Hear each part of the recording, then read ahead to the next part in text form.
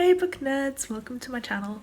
So today I'm starting a series of videos, I guess you'd call it. It's a bit dramatic for what it is, but basically starting last year, I've kind of been buying less books, and the reason for that is because I've been getting more ARCs. I've been really lucky, and I'm getting a lot more ARCs on NetGalley, and I want to share those with you. I wanted to start this last year, but I couldn't really fit it in, / didn't have the spoons for it, so I thought perfect time to start for New Year. So today I'm going to be talking about all the ARCs I got for release in January 2021. I'm going to try to do one of these every month. I'm just going to kind of briefly sum up the book, and I won't do the dates in the video. For this video they start from the 5th of January and go right to the end of the month, so I'll put them all in the description, but I'm not going to talk about it when I talk about the book, just because I'd have to keep looking them up, and also they're from NetGalley, so they're not 100% accurate. They seem to change quite a lot from NetGalley. But yeah, it's basically what I'm going to be doing today. So the first ARC I have is Influence by Sara, Shepard and Lilia Buckingham. This is, so Sara Shepard's the author of the Pretty Little Liars book series, and as far as I can tell this is a new series of that ilk. It focuses on 4 girls, and they each are kind of related to social media in some way. So they all live in California. I think a couple of them are influencers and some of them maybe wannabe influencers.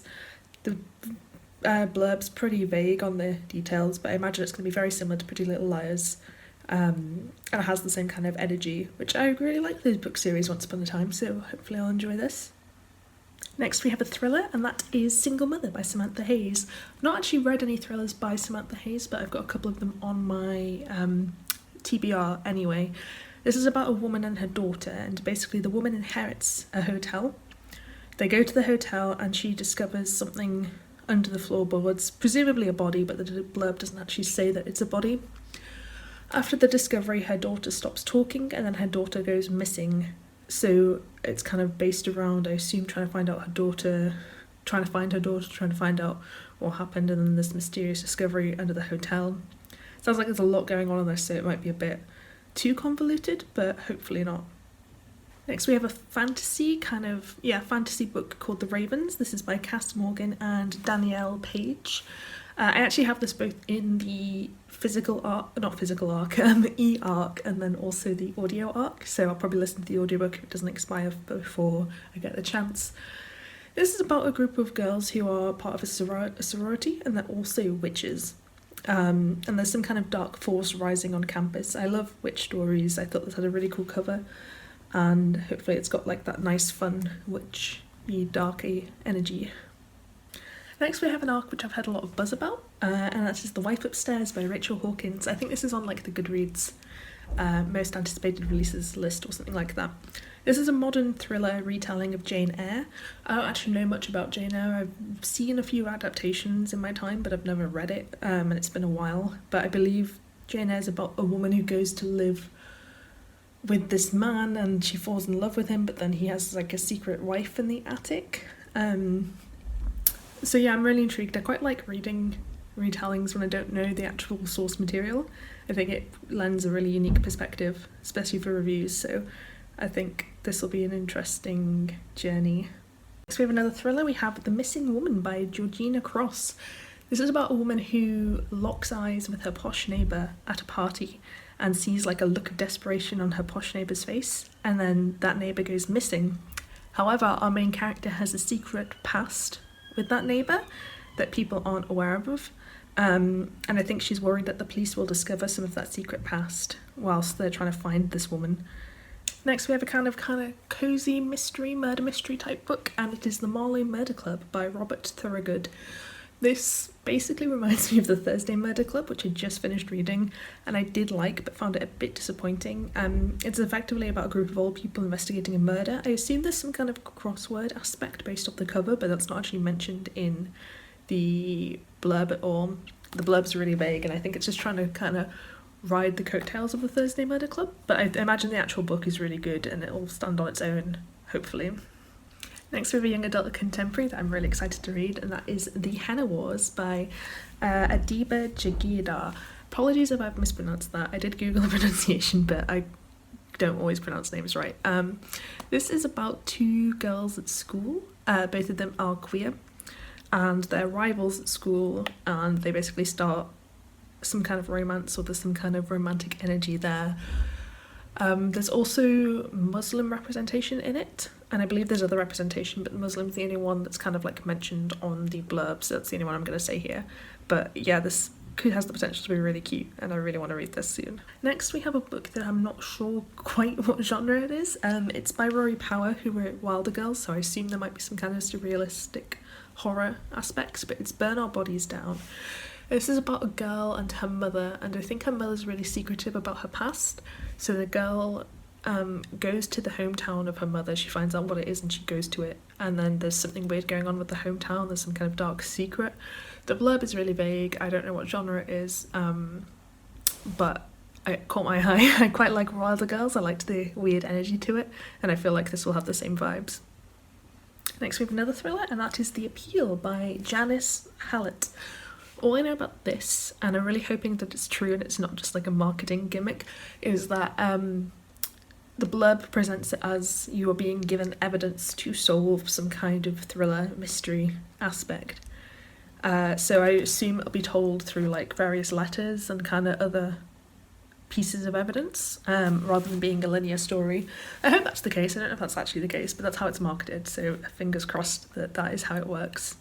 Next we have Tales from the Hinterland by Melissa Albert.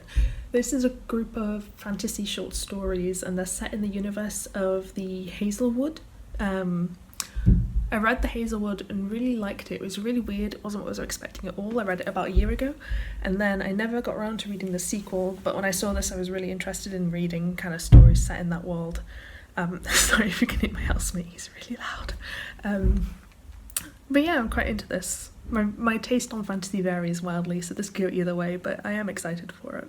Next we have a book that ticks all of my boxes, and it is The Famoux, I don't know if that's how you pronounce that, by Kassandra Tate. This is a Wattpad book. It's got this really funky cover. This is a young adult dystopian, and it's about a world where everyone watches these people on a reality TV show, and then the main character joins that reality TV show. I love stories about reality TV. I find it really interesting, and I particularly like it if there's like a darker aspect, which this suggests there will be. It is a Wattpad book. I have had mixed success with Wattpad books, but I have an open mind, and it would have to be really bad for me to not like a reality TV story. Next we have another thriller. We have Our Little Cruelties by Liz Nugent. This is a really simple, really short blurb, and it's about three brothers. One of them ends up dead, and it's kind of focusing on the brothers' relationship and their rivalries and their various disagreements. That's all the blurb says, but I really like stories about sibling relationships. I've not really read much about brothers actually, so I think that's really interesting. Next we have a book you may have seen on my January TBR, and that is People Like Her by Ellery Lloyd. This is another thriller, and it's about a social media influencer. I don't really know much about it apart from that. I think it's kind of like there's an influencer, there's her husband, and then there's her stalker, and the story's kind of told between those three people. I think I said this when I talked about the first book, but I really love stories about social media influencers, particularly thrillers, and I'm hoping this will be a good one. We have another one I'm really excited for. I am excited for all of these, by the way, but I think there's like some that I'm like super excited for, and that is The Island by C.L. Taylor. I've read really good thrillers by C.L. Taylor. This is a young adult one. I've not read her other young adult book yet, but I do own it. And this is about 6 teenagers who go to an island and think just bad things happen. They get stranded there. Yeah, they get stranded there, and then it says someone knows all of their worst fears on the island somehow, and they're all going to have to face their worst fears. I would read anything C.L. Taylor put out, to be honest, at this point, but I really like the stranded on an island concept, and I think it's got a lot of potential for being really creepy. Next we have another thriller. We have Two Wrongs by Rebecca Reid. This is about 2 girls who were friends at university, and one of them was kind of like a wild party girl and led the other girl astray. And then the wild party girl goes missing. It is now 15 years later, and in the present day the main character has a chance to put things right. And that's kind of all the blurb says, so you don't really know what's happened in the past. Presumably she was involved somehow in the disappearance. I don't really know what's going on in the present. Rebecca Reid kind of tends to write about intense female friendships, and I really like that trope as well. I've not actually read her work, but I've got a couple of hers to read. and this seems to have the same kind of vibe, so I'm hoping I'll really like this. Next we have another thriller. Thrillers dominate this list, as you can tell. We have Into the Woods by David Mark. This is about a journalist who's investigating this forest where 3 girls went in and only 2 came out. Yeah.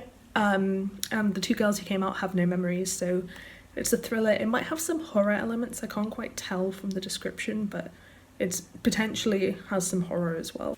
Next we have another young adult queer contemporary, and it is Here the Whole Time by, I think it's Vitor Martins. Again, apologies if I've not pronounced that right. This is about 2 boys and their neighbours. One of them, the main character, is overweight and he's got like a massive crush on his neighbour. Our main character thinks that he's going to have 2 weeks to himself while his parents go away on holiday, and he finds out that his neighbour is actually coming to stay with him, which is our main character's worst nightmare because he's got all these kind of body issues surrounding his weight. I'm hoping the representation in this is really good. I think I've heard good things. I can't remember who I heard talking about this, but I've definitely heard good things. So again, I want a really good queer contemporary young adult book, and hopefully this will be it. Next we have a thriller / horror again, and it is The Burning Girls by C.L. Tudor. I've only read the first book by C.L. Tudor, whose name, Chalkman? Yes, the Chalkman. And that had some elements of horror, and I believe the second book by this author also does. This is quite a long description on the back, but essentially it's about a priest and his daughter who moved to this town. And in this town, the priest starts having like visions of girls on fire, and other weird stuff starts happening. There's like a whole dark history of the town. I don't know how much of this is thriller and how much of this is horror, but it definitely sounds like this one has a supernatural aspect to it, which is good. That sounds great to me. Next we have another horror, and that is The Faceless Old Woman Who Secretly Lives in Your Home by Joseph Fink and Jeffrey Cranor. This is one of the Welcome to Night Vale books. I own, I think, the other previous 2, maybe there's 3 now, maybe this is the 4th one, but I've not actually read them. And Welcome to Night Vale, I know, is a podcast about like this weird town. I'm pretty sure this is a standalone. I think it's about this faceless old woman who's like a character who features in the town. I think it's just focused on her. I don't think I need to read the other ones, but do let me know if that isn't the case, because I will read the other ones first.